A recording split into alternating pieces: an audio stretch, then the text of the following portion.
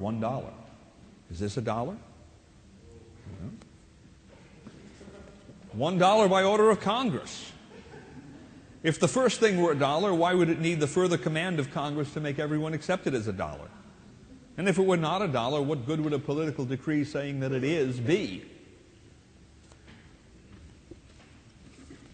By order of the Federal Reserve Board, $1. By order of the Federal Reserve Board, $1, this is legal tender for all debts, public and private. That's this document, right? The green one. Well, one does not have to be an economist to realize that unless the dollar is entirely an airy abstraction, no actual dollar is involved in this sequence. Only another hefty dose of bull. Indeed, this exercise illustrates the presumption of elitist politicians and bankers that Americans can indefinitely be hornswoggled into believing that in the realm of money, a silk purse can be made from a sow's ear, or from the other end, for that matter. Self-evidently, something is desperately wrong with America's monetary system when its internal incoherence, economic nonsensicality, and even absurdity are so easily exposed.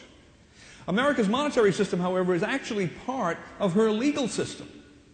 So when the monetary system collapses into absurdity, Americans can and should consult this country's book of legal instructions, the Constitution, to determine what is wrong. The Constitution is not an exercise in self-contradiction, confusion, chaos, or least of all, absurdity. The Constitution does not presume that a silk purse can be made from a sow's ear, or that a mere word can be substituted for a thing, or that mere promises to pay money can actually be money. First, the Constitution mandates a strictly limited government with respect to money. All governmental financial transactions that involve actual money are to be conducted in silver and gold. The unit of official money is the constitutional dollar, a coin containing 371 1/4 grains of fine silver, no more and no less. The dollar first proposed as America's monetary unit by none other than Thomas Jefferson, by the way, and then designated as the standard of value in Article 1, Section 9, Clause 1 of the Constitution and in the Seventh Amendment, was the Spanish milled dollar.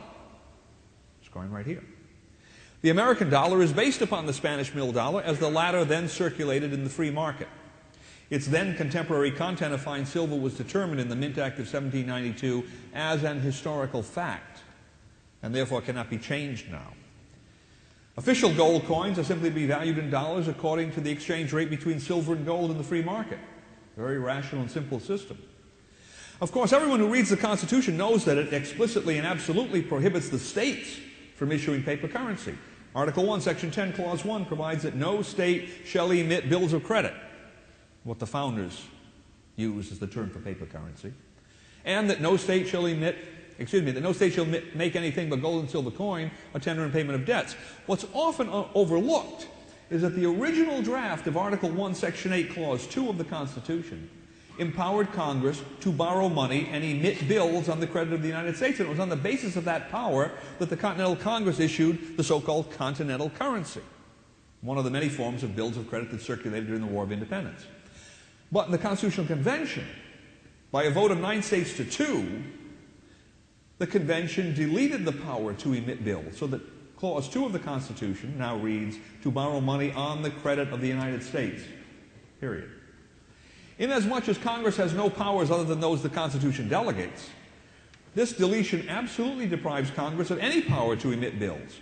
So the emission of paper currency by the general government is as unconstitutional as the emission of paper currency by the states. Moreover, although Congress may borrow money on the credit of the United States, it enjoys no power to lend money, directly or in the guise of creating credit. And if Congress lacks the power to emit bills, lend money, or extend credit, then it may not delegate those non-existent powers to the Department of the Treasury, let alone to private banks.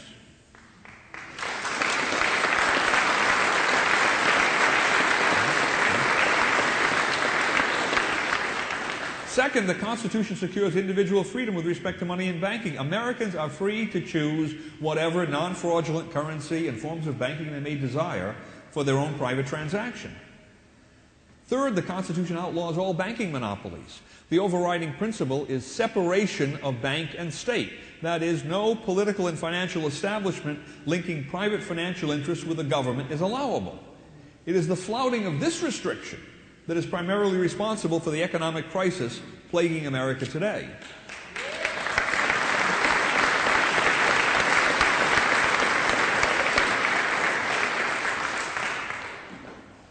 Federal Reserve notes are the currency of a private banking cartel, the Federal Reserve System, which operates on so-called fractional reserves.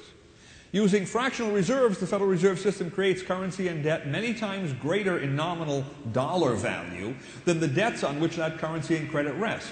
So the result is an inverted financial pyramid in which at the bottom a small foundation of debts of uncertain values attempts to support at the top a huge superstructure of currency and credit. Well, as long as each apparent dollar's worth of new debt at the bottom seems to prop up this new currency and credit, economic activity in society continues to expand. But should enough of those debts prove bad, disaster follows, because each dollar's worth of debt that must be written off at the bottom requires many dollars worth of currency and credit to be extinguished at the top. Then the economy rapidly stagnates and sinks into recession or even collapses into depression. Well, the Federal Reserve System is not merely a private banking cartel, but instead it is interlocked and underwritten by the Treasury of the United States. Indeed, there is a statute that makes the Treasury the surety for the redemption of Federal Reserve notes in lawful money should the banks fail. This political integration of bank and state renders the general government, and through it the American people as a whole, hostages to the vicissitudes of fractional reserve banking and allied speculative ventures in the world of high finance. That is why the present crisis in the fractional reserve banking system threatens not only the solvency of the banks and their clients, but also the solvency of the Treasury, the credit of the United States, and ultimately the economic stability, if not survival, of this whole country. Worse yet, the Federal Reserve System is a cartel established by Congress for the purpose of self-regulation by its member banks, again, all of which are private parties, not governmental entities. When in 1933, Congress attempted to set up similar self-regulating cartel arrangements throughout the rest of private industry under the National Industrial Recovery Act, the Supreme Court held, and I quote, that such a delegation of legislative power is unknown to our law and is utterly inconsistent with the constitutional prerogatives and duties of Congress. Well, the Federal Reserve System escaped condemnation in that particular case because its purported authority arose not from the National Industrial Recovery Act, but from the Federal Reserve Act of 1913, the unconstitutionality of which has evaded adjudication ever since. Well, self-evidently, the economic and legal chaos that has arisen throughout America's economy by structuring this country's monetary and banking systems on a delegation of legislative power that is unknown to our law and is utterly inconsistent with the constitutional prerogatives and duties of Congress dwarfs by orders of magnitude the harm that such an illegal delegation in any other industry could cause. And why? Because money and banking affect all economic activity throughout the entire country.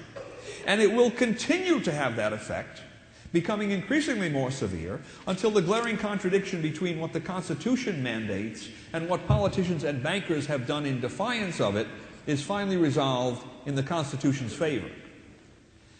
Necessary, then, is to restore the rule of constitutional law to money and banking.